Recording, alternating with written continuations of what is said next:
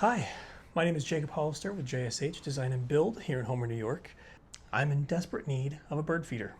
I have this one that's been tossed around in a couple of storms over the last couple years, and it's seen some better days. I drew this up in SketchUp, and this is a render of the final product. It's going to be a timber frame style bird feeder, and I think it's going to turn out great.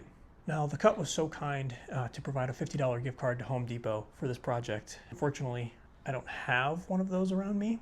Off to the big blue box store we go. I was able to source this material and it all fell under 50 bucks. So now that we've got all that, let's get started. All right, first I'm going to cut down some stock. I had a 6-foot 1x4 that I'm cutting into 3/4 inch strips here, and then cutting them down to length. I'm going to chamfer the ends to get that nice post frame look. And I'm going to cut some half flaps and all of the joinery. Once that's all set, I'm going to glue it up using some Titebond 3 since it's waterproof. Nice tight fits. I'm going to take it over to the router table here, and I'm going to recess the panel using a rabbet bit. Going to clean up the cuts with a chisel and hammer. Oh yeah, nice.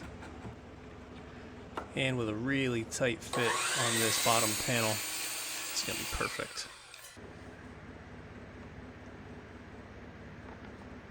Boom. Oh, nice. And we're moving on to the trusses here. Just going to glue them up, hit it with a 23 gauge brad nailer, and oh, watch the finger. That's it. I did end up going back and adding some webbing in here with a nice tight friction fit.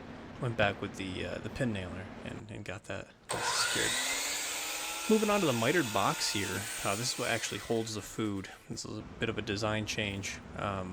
Ended up taping this together with some glue, just a nice mitered box.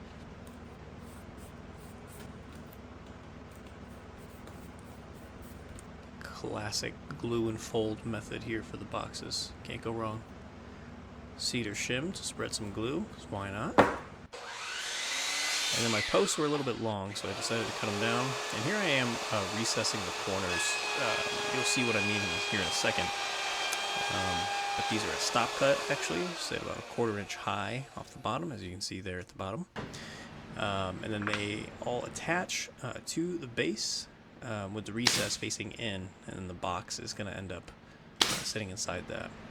There I was just adding those dowels across the base for a little perch, and now I'm gluing that box in. You can see it slides down nicely into there. Boom. Perfect. Added a little glues to those joints on the outside just for the strength. And now I'm attaching the trusses to the actual beams. Another design change here in the middle, but I think this works out a little bit better in the end. And there we go. So that's all one piece now. Moving on to cut the roof here. Get a nice 45 miter to the peak.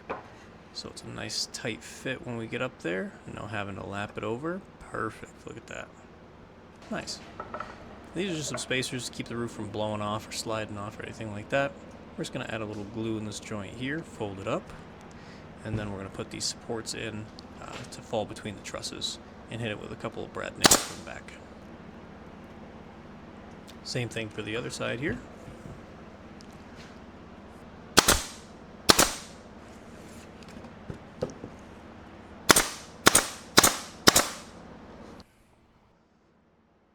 Then I pre-drilled some holes up here for these eye hooks and screwed them in. So there we go. I set out to build a bird feeder, and I did. We had some design iterations along the way that changed a bit from this to this. You know, it's all part of the process. Sometimes you can't get everything right in the design. I think it turned out fine. It's functional, it hangs, you can fill it, it looks good. You know, I'm quite happy with it. I hope everybody had a happy and healthy 4th of July. Thanks for watching.